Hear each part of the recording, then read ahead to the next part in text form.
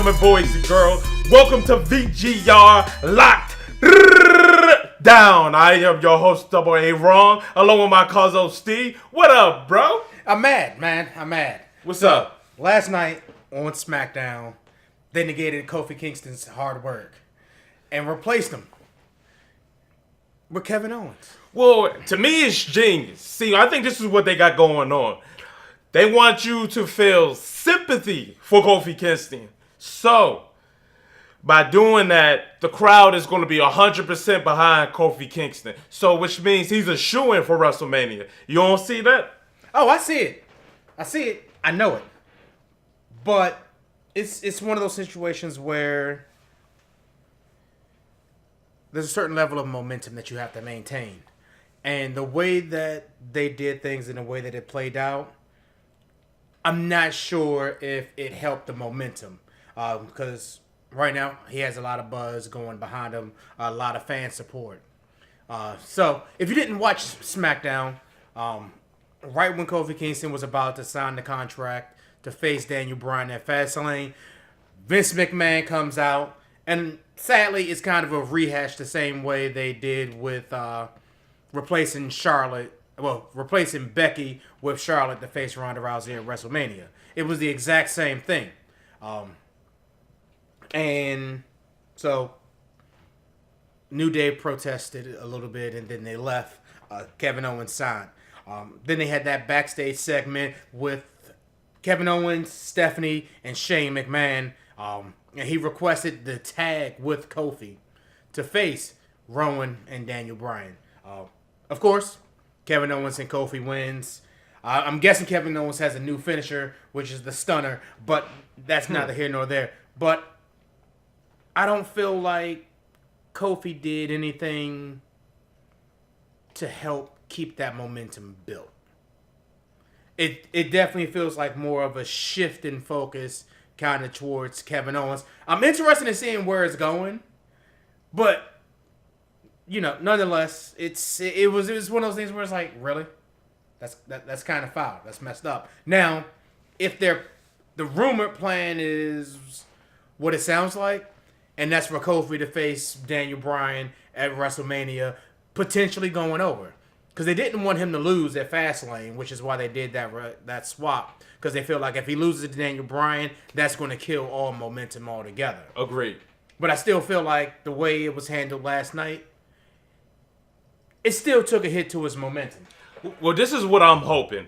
Like, remember back in 2009 when Randy Orton threw him off the stage and he had this aggression and mean streak? I'm hoping Kofi Kingston brings that back. Like, he kind of narrows down that whole Booty-O's New Day, happy-go-lucky thing and really comes out with aggression. That's what I'm hoping for. So, and that's the Kofi Kingston, I think, that could win the championship. So, I don't know. But who would you, like, how would you feel if Kevin Owens actually faced Daniel Bryan at WrestleMania over Kofi? You mean again, Kofi doesn't get a shot, period? Yes. I might stop watching SmackDown. And it's not even because I'm a huge Kofi Kingston fan. I always hate when they have something going on storyline-wise and they just drop it. It's kind of like, what was it? They announced Johnny Gargano versus Sheamus for SmackDown, and then we didn't even get it. I mean, granted, we got the Hardy Boys versus The Bar, but I wanted to see that match. Exactly. So, that it would be that level of a slap in the face, and I wouldn't say that I'm not going to watch WrestleMania if they did that, because that would be a lie. But it would suck for Kofi, at least, to the point where maybe he'll ask for a release. Joke. AEW. Yeah, but I love it though. I love what they're doing. So we'll see. But the guy, your guy, he's back. What you think about Roman Reigns returning? It's an interesting time for him to return. I'm actually kind of surprised they did it this soon. Me too. And I don't necessarily mean for, health-wise or anything like that. Because you had people knocking him, trying to say, "Oh, it's a work, blah blah blah." He still has his hair. Damn, that's stupid. But yeah, it's stupid. But it's one of those things where I don't think they needed him right now. No. And I think that it could have been done in a different fashion that would have had a more impactful return. Like, so far as I would say, hold it off to WrestleMania and maybe even use him to help Seth Rollins win the title from Brock Lesnar. See, I got something else in mind. I'm hoping, one, they do not try to put him in that match. I don't want him to come out and say, "Oh, I won the opportunity for the belt I technically never lost." I don't want to hear that promo. Well, they can't do that. I mean, that would negate their whole the storyline that they've pretty much been running, where there are no automatic rematches.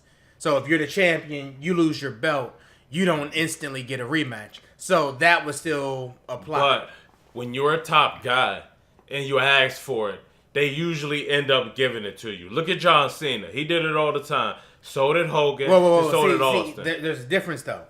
You're comparing an era where they utilized that automatic rematch to an era where they just said, we're not going to give automatic rematch. No. This was 2016 when John Cena came up. But they said the no automatic rematch thing started in 2018. So 2016 don't apply. No, but that wasn't a rematch clause. AJ Styles was the champ, and he says it's a triple threat match. Dolph Ziggler, Baron Corbin, and AJ Styles, and whoever the winner is, I challenge him for the belt. And he got it. That's not a rematch clause, though. No, that's what I'm saying. But that's just... All right, so Roman Reigns can come back, use his pool, and the authority figures are faces, so they're going to be on this side. They're not all faces. Everybody but Vince. Exactly. With Triple H with. And Stephanie's not really a face. She's being the face right now. What has she done to be a face? She hasn't slapped someone in a year. But that doesn't make her a face. If she was a face, not Ronda Rousey, Becky Lynch would have her match. That's true. Well, I guess just because she respected Ric Flair, but she seemed like a face during that ceremony. For that, you kind of have to be. I mean, and they had to build up to the return of my other guy, Batista. So, Batista's back. Of course, he's on a collision course to fight Triple H at WrestleMania. What do you think? Well, first, let's tell the audience what happened. It was a ceremony. They was crowning Ric Flair to be the World Heavyweight Champion, like honorary, because of his legacy. He's 70 years old. Everybody's happy. Sting's in the ring. Triple H is in the ring. All these superstars are out there to pay the respect for one of the greatest icons in the wrestling's history. They play his music. No one comes out. Then you see Batista dragging the cameraman backstage and says, "Wait here, I got something for you." Drags. It's too bad they can't bleed because that would have been a great visual. But drags Ric Flair's lifeless body, looks at the camera and says, "Triple H, I got your attention now." And I say this, I loved it. This is the Batista that should have been there that first time back in 14 or 13. That's the Batista that should have main event WrestleMania against Daniel Bryan as the champion. That's what I would have wanted to see. So I'm really excited. I think you got that Batista then. But the only difference was it was a different problem. It wasn't that it was that Batista. It was more one of those things where the fans wanted Daniel Bryan to fight for the belt, but they decided that they wanted to do Batista versus Orton and did that stupid elimination of Daniel Bryan, I believe. I can't remember. No, he wasn't even in it. Exactly. But it's the same Batista that you've had for a couple years. He hasn't been here for a couple years. He hasn't. While he hasn't fully been there 100% full time it's still the same Batista persona. When last time he wrestled? Doesn't matter. It's the same Batista persona that you got when he was there a few months ago for the Evolution reunion. It's the same Batista persona back when they put Evolution back together when they were facing the Shield. So his persona hasn't changed. It was. No, it wasn't. On Evolution, he was a pawn. He was by himself. He did not act like that. He wasn't a pawn. They were there as three equals, and it's like, you know what? Let's stomp these young guys out. You might need to go back and watch it. I watched it. They put the Shield over big, but no, he was not like this Batista, this aggressive, this lone guy, larger than life, smug, arrogant asshole. He wasn't that guy. Not like this. I think your history is a little bit foggy. But I think it's just more so because he attacked a 70-year-old man that you feel like it's different. No, it's because it was run in 2010 when he was wearing small polos and roasting the audience saying John Cena was kissing babies and hugging fat women. That's the Batista that I'm talking about. Not Blue Tista, not like this pawn that lost 3 matches in a row against the Shield. Nah. That was a different Batista than 2010 and the one I seen on what was that, Raw. Yeah, it was 2 different guys. And as far as Triple H and Batista, I'm excited. I hope it doesn't go on last. I hope it only lasts about 8 to 10 minutes. I hope it's not a 25-minute match. But I am excited. I mean, it got history. You haven't seen a match in a long time. It's a good story. Triple H is probably going to win, but I don't know. I think Triple H is going to lose. You know why I think he's going to lose? Why? Endgame. What's the end game here? What? You're not a movie fan? Oh! You don't watch movies? Yeah. Okay, so, we're on the road to Endgame. I forgot about that. Get out. I forgot. This recording's over.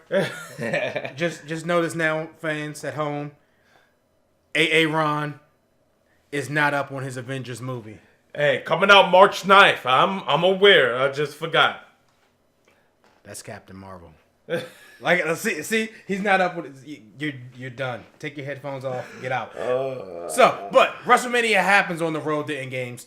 He's clearly there for promotional. So the last thing they want to have happen is Drax the Destroyer to lose to Triple H. Well, I'll tell you this. Triple H always wants to get his win back. And I can't think of anybody, short of like Undertaker, that Triple H has not got his win back against. Can you? Yeah. Who? Ultimate Warrior. True. And I guarantee if Ultimate Warrior came back, Triple H would have found a way to beat him. Nah. In 03, he would have beat Ultimate Warrior, for sure. So, let's change gears a little bit. So, on SmackDown, how do you feel about Mandy Rose challenging Asuka?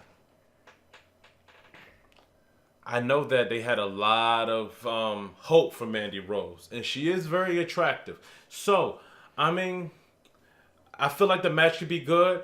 I'm hoping she keeps developing her craft. Hopefully she's not going to be another Eva Marie. Like, she's really attractive, but, you know, she's already proved that she was a better wrestler than Eva Marie. But I'm not going to say anything super bad about Eva, mainly because, based on how everything played out, she never got that moment to fully shine. I mean, there's some botched stuff that happened in NXT, but from what's been said, she did work really hard to be decent. Yeah, she just didn't have it as a wrestler. But going to Mandy Rose, I think it could work. Do I want that to be a WrestleMania match? Well, no, it's not for WrestleMania. It's for Fastlane. Okay. But I'm hoping she loses. Yeah, me too. I think Asuka needs to hold the belt into WrestleMania. And who I want Asuka to fight, it has to be a Charlotte versus Asuka rematch then. That's not going to happen. So I kind of feel bad for Asuka because she finally got the belt, and then it seems like they had no plan. I think they're putting too much stock in Ronda Rousey because pretty much they took the top 2 females from SmackDown and gave them the Raw. Yeah.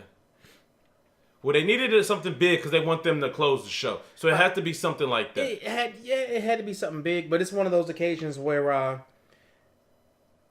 feel like it's almost disrespectful to that championship, to her, and to international fans as well.